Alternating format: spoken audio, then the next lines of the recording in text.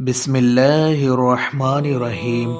ملک شام میں جس جگہ حضرت موسیٰ علیہ السلام کا خیمہ گاڑا گیا تھا، ٹھیک اسی جگہ حضرت داؤد علیہ السلام نے بیت المقدس کی بنیاد رکھی، مگر عمارت پوری ہونے سے قبل ہی حضرت داؤد علیہ السلام کی وفات کا وقت آ پہنچا اور آپ نے اپنے فرزند حضرت سلیمان علیہ السلام کو اس عمارت کی تکمیل کی وصیت فرمائی۔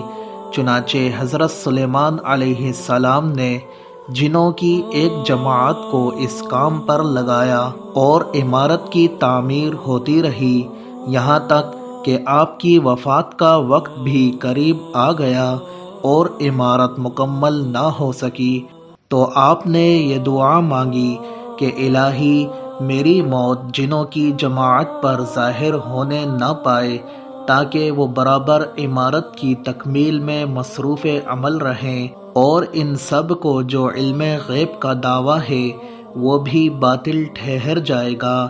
یہ دعا مانگ کر آپ محراب میں داخل ہو گئے اور اپنی عادت کے مطابق اپنی لاٹھی ٹیک کر عبادت میں کھڑے ہو گئے، اور اسی حالت میں آپ کی وفات ہو گئی، مگر جن مزدور یہ سمجھ کے کہ آپ زندہ کھڑے ہوئے ہیں برابر کام میں مصروف رہے، اور عرصہ دراز تک آپ کا اسی حالت میں رہنا جنوں کے گروہ کے لیے کچھ باعث حیرت اس لیے نہیں ہوا، وہ بارہا دیکھ چکے تھے کہ آپ ایک ماہ بلکہ کبھی کبھی دو ماہ برابر عبادت میں کھڑے رہا کرتے تھے۔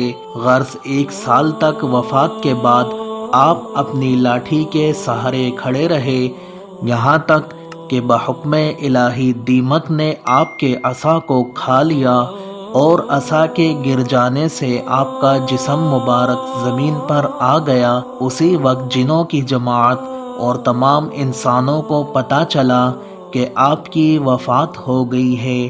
قرآن مجید میں اللہ تعالیٰ نے اس واقعے کو ان لفظوں میں بیان فرمایا ہے، پھر جب ہم نے اس پر موت کا حکم بھیجا، جنوں کو اس کی موت نہ بتائی مگر زمین کی دیمک نے کہ اس کا عصا کھاتی تھی۔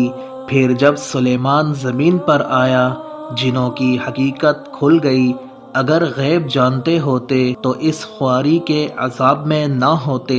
اس قرآنی واقعے سے یہ ہدایت ملتی ہے کہ حضرات انبیاء کرام علیہم السلام کے مقدس بدن وفات کے بعد سڑتے گلتے نہیں ہیں، کیونکہ آپ نے ابھی سن لیا کہ 1 سال تک حضرت سلیمان علیہ السلام وفات کے بعد عصا کے سارے کھڑے رہے، اور ان کے جسم مبارک میں کسی قسم کا کوئی تغیر رونما نہیں ہوا۔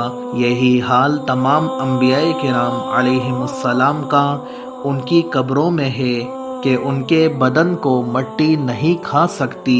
چنانچہ حدیث شریف میں ہے، بے شک اللہ نے زمین پر حرام فرما دیا ہے کہ وہ انبیاء کے جسموں کو کھائے۔ حضرت سلیمان علیہ السلام کی عمر شریف 53 سال کی ہوئی۔ 13 برس کی عمر میں آپ کو بادشاہی ملی، اور 40 برس تک آپ تخت سلطنت پر جلوہ گر رہے۔ آپ کا مزار اقدس بیت المقدس میں ہے۔ تفسیر قرآن، حدیث و فقہ، تاریخ اسلام، نیز قرآن اور تاریخ کے واقعات جاننے کے لیے ہمارے YouTube چینل قرآن میسج کو سبسکرائب کیجیے۔